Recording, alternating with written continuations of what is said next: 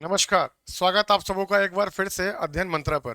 मैं सौरभ चौधरी तहे दिल से आपको बसंत पंचमी की ढेर सारी शुभकामनाएं देता हूं और जिन बच्चों को सुनना हो उनके लिए हैप्पी वैलेंटाइंस डे भी एक साथ।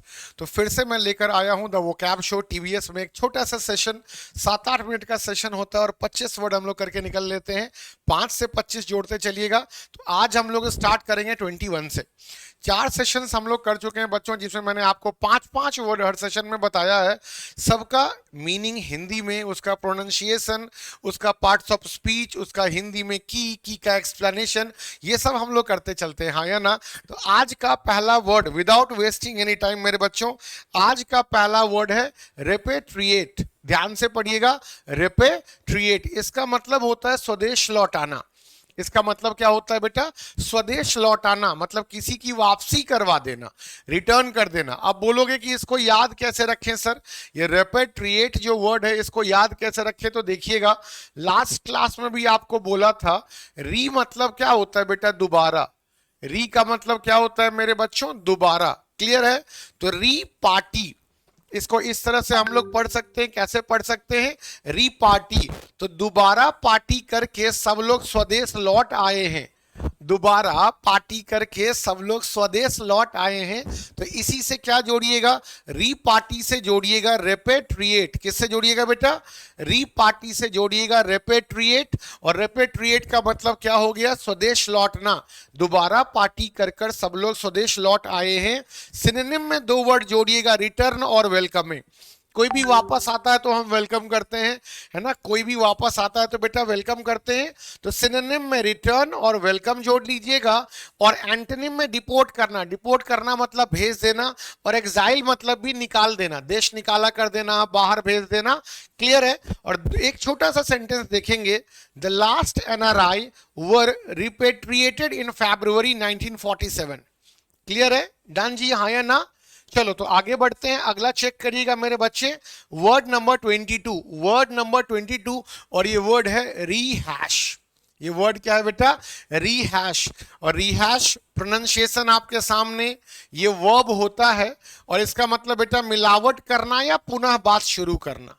मिलावट करना या पुनः बात शुरू करना। तो ध्यान से देखते चलिएगा मेरे बच्चों, इसको कैसे जोड़ेंगे? रिहायशी से।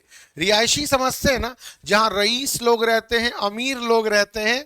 तो एक्सप्लेनेशन लीजिए इस की का। रिहायशी इलाके में मिलावट का सामान ना बेचा जाए। रिहायशी इलाके में मिलावट का सामान ना बेचा जाए, है ना? तो इसी से हम जोड़ेंगे क्या बेटा? इसी से क्या जोड़िएगा? ये रिहायशी इलाके में मिलावट का सामान ना बेचा जाए, इसलिए पुनः बात शुरू कर दी गई है। तो दोनों वर्ड आपके पास आ गए बेटा, इसमें मिलावट भी आ गया और पुनः बात शुरू करना भी आ गया है। क्लियर ना? ठीक। रीहैश, रीहैश याद रखिएगा। सिनोनिम में बेटा रीस्टेट और रिपीट हो जाएगा। रीस्टेट और रिपीट हो जाएगा। एंटोनिम में डिनाई और रिफ्यूज हो जाएगा। एंटोनिम क्या हो जाएगा बेटा? डिनाई या रिफ्यूज, मतलब मना कर देना किसी चीज को लेने से। तो he endlessly rehashes songs from his American era, मतलब एंडलेसली रिहैशेस मतलब मिलाता है, पुरानी चीजों को दोबारा शुरू करता है। क्लियर है? तो रिहैश को याद रखेंगे, रिहायशी से मतलब मिलावट करना या पुनः बात शुरू करना। आगे बढ़िएगा, अगला चेक करिएगा। अगला है रील। रील के एक तो बेटा वो रील्स आप बनाते हैं या रील्स देखते होंगे। दूसरा इसका मतलब होता है डगमगाना या लड़खड़ाना। रील का मतलब क्या होता है? डगमगाना या लड़खड़ाना। क्लियर है? ध्यान से देखना, ये की क्या है बेटा? रोल से जोड़ लीजिए। उसका रोल देखकर उसके पैर लड़खड़ाने लगे। उसका रील याद है ना, रील्स देखते हैं, तो उसका रोल देखकर, मूवी में या वीडियो में जो उसका रोल था, वो रोल देखकर उसके पैर लड़खड़ाने लगे। तो रील का मतलब क्या हो गया? डगमगाना या लड़खड़ाना, हाँ या ना? सिनोनिम्स में मेरे बच्चों फॉल्टर और स्टैगर जोड़ लीजिएगा। फॉल्टर और स्टैगर जोड़ लीजिएगा लड़खड़ाने वाले सेंस में। और जो नहीं लड़खड़ाएगा वो स्टेबलाइज्ड होगा और स्टेडी होगा। घर में आप जानते हैं कि पहले आता था टीवी के साथ स्टेबलाइजर, स्टेबल करने के लिए, वोल्टेज को स्टेबल करने के लिए। तो वही है बेटा, स्टेबलाइज करना या स्टेडी करना। एंटोनिम में, and he punched Shyam in the ear sending him reeling. Sending him reeling का मतलब क्या हो गया? जैसे ही कान में मुक्का मारा वो लड़खड़ाते डगमगाते चलने लगा। तो रील का मतलब याद रखेंगे बेटा डगमगाना और लड़खड़ाना। क्लियर है जी, बात समझते चलिएगा, बहुत प्यार से आगे बढ़ते चलिएगा। और अगला वर्ड देखेंगे, अगला वर्ड है प्यूबर्टी। ये तो बड़ा कॉमन सा वर्ड आ गया बेटा। प्यूबर्टी क्या होता है ना, लड़कियों में प्यूबर्टी आता है बेटा 12 साल की उम्र में, और लड़कों में प्यूबर्टी आता है मेरे बच्चों 14 साल की उम्र में। ये प्यूबर्टी कहलाता है। नाउन है बच्चे यौवन कह लीजिएगा या परिपक्वता कह लीजिएगा। परिपक्वता की शुरुआत होने लगती है इस एज से। ठीक की कैसे याद रखेंगे बेटा, पब और पार्टी याद रखिएगा। पब में पार्टी वार्टी करने जाते हैं, तो पब में जो पार्टी करते हैं उनका यौवन हमेशा बना रहता है।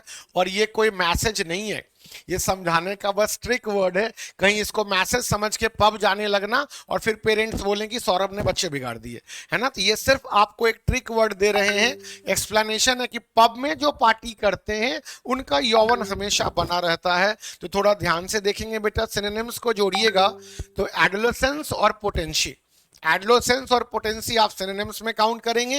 एंटोनिम के लिए इंपोटेंसी और वीकनेस आप जोड़िएगा, है ना। और यूज टू रीच प्यूबर्टी मतलब अपने यौवन को प्राप्त करना, यौवनास्थ अवस्था को प्राप्त करना।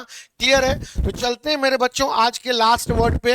रैपिड फायर राउंड्स होते हैं तो बहुत स्लो होकर बोल पाना पॉसिबल नहीं है। थोड़ा ध्यान से देखते चलिएगा, समझते चलिएगा। और आपको हर सेशन में रिक्वेस्ट कर रहा हूं कि वो कैब का अलग से नोटबुक, अलग से डायरी बनाइए, इन सब वर्ड्स को लिखते चलिएगा। क्लियर है। चलिए तो इधर देखेंगे बेटा, अगला है पल्पिट। अगला है पल्पिट।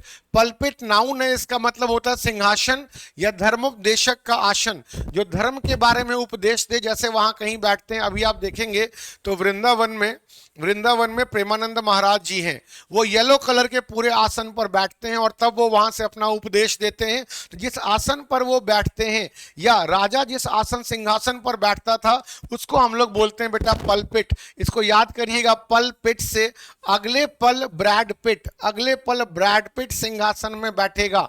ठीक है जी। तो पल और पिट से याद रखना बेटा। ठीक, क्या याद रखिएगा, पल्पिट का मतलब क्या होता है, सिंहासन या कोई रिलीजन के बारे में जो ज्ञान आपको दे रहा हो, वो जिस चीज पर बैठा होता है उसको हम लोग बोलते हैं बेटा पल्पिट। क्लियर है। तो लेक्चर्न याद रखिएगा और डेस्क याद रखिएगा। सिनोनिम्स में लेइंग और बो मतलब झुकना भी होता है बेटा, तो बो डाउन करना, ये इसका एंटोनिम हो जाएगा। बो याद रखिएगा, बो के वैसे बहुत सारे मीनिंग होते हैं। Any minister delivered political guidance from their pulpits, मतलब जो मंत्री थे उन सब ने अपने अपने सिंहासन से, जिस कुर्सी पर वो बैठे हुए थे उस पद से, है ना, वहां से उन्होंने अपना अपना पॉलिटिकल गाइडेंस डिलीवर किया। क्लियर है बच्चों। तो ये थे आज के 5 वर्ड्स। 5 वर्ड में 5 के मीनिंग हो गए और 4 हो गया सिनोनिम एंटोनिम मिलाकर। इसलिए मैं कहता हूं कि 25 वर्ड्स हम सीखते हैं 7 से 8 मिनट में। तो आज के लिए इतना ही बच्चों।